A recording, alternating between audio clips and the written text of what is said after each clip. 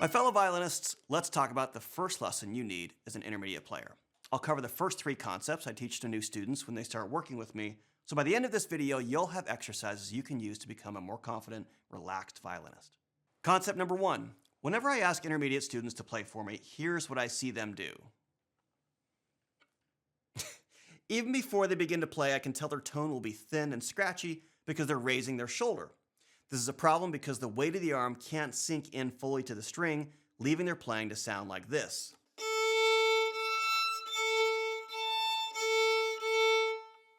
Is this something you do?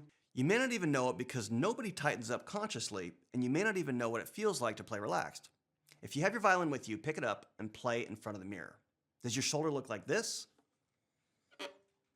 Or like this? It looks small, but it makes a huge difference in how you feel and sound, especially as you get older.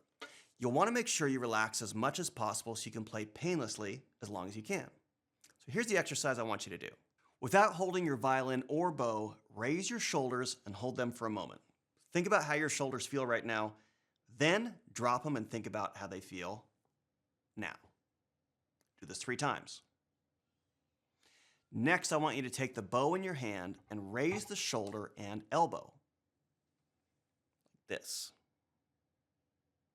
Now drop it and just raise the arm without the shoulder. I want you to see and feel the difference. Most intermediate violinists bring their shoulder up when they raise their arms, but they're completely separate so they don't have to be raised together. Bring your violin up, put the bow on the string, use a short, quick stroke as you keep your shoulder down like this. In fact, let's play along together on an open string. Watch. 2, 3, 4. 2, 3, 4. 2, 3, 4. 2, 3, 4. This is the perfect time for you to think about keeping your shoulder down, and that's the one thing that should be going through your mind, is to relax here as you do these quick strokes. If you do this for a few minutes every day, you'll notice a huge difference in how you feel and sound during your playing. This also ties in nicely with the second concept I teach my students, which is using your arm weight to produce sound. When I was an intermediate player, I would find myself pressing and pushing down on the bow to get a bigger sound. This would end up constricting the bow and actually choke the sound, which was magnified even worse when I was nervous, and I would end up sounding like this. Right? So, do you squeeze or press when you're trying to play louder? It might feel like you're turning your arm in to produce sound, which looks like this. This is called pronation.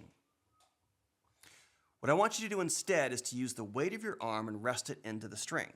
So here's your second exercise. Rest your arm on your other hand like this. Now I want you to think of your arm like it's dead weight. So if you've ever lifted up a sleeping child or a drunk friend, you know what this feels like. It's heavy. Rest your whole arm into your hand, and now let's test it. All right, if your arm didn't drop, you're still suspending it. I want to see it flop down to the side of your body like this. This is the exact same feeling you should have as it's resting into the bow. The only difference is the arm will be on its side, and the weight will come down through the stick.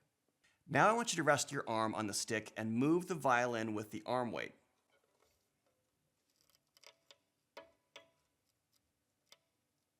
If your bow does this, you don't have the full arm weight in the string. If you need to feel dead arm weight, go back to the beginning of this exercise and rest your arm on your other hand or a desk or on a friend's arm. It's all about getting that feeling.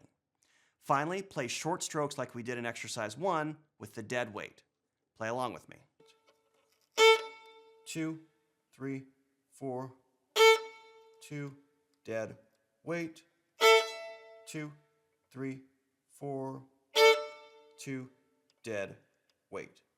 These 2 exercises will be huge for your relaxation and sound, but they're not complete without the final concept. There are 2 main schools of bow holds in the violin world, the Russian bow hold, which I use, and the Franco-Belgian.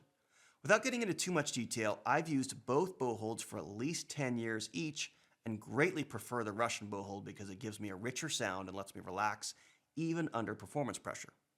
Most of you probably play with a Franco-Belgian bow hold, so if you're taking private lessons and suddenly show up with a Russian bow hold, your teacher may not be happy, but personally, I've seen this work best for my students, so I think you should at least experiment with it. Here's your exercise to a simple, relaxed Russian bow grip. You're going to start with your hand like this and then dump it out like you're dumping out a handful of soup.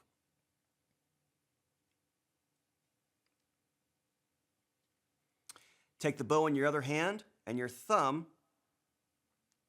is going to meet right here at the end of the frog and right before the grip.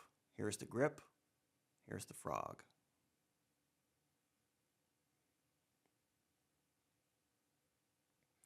Next, your index finger is going to land between these two knuckles. So not here, this is more Franco-Belgian. You're going to go a little deeper. The ring finger should fall over this little, call it a little bird's eye right here. And your pinky should stay right on top, nice and curly. So to review, here's your exercise. Take your soup, dump it out, thumb goes underneath, you lay the fingers down, and the pinky is curly.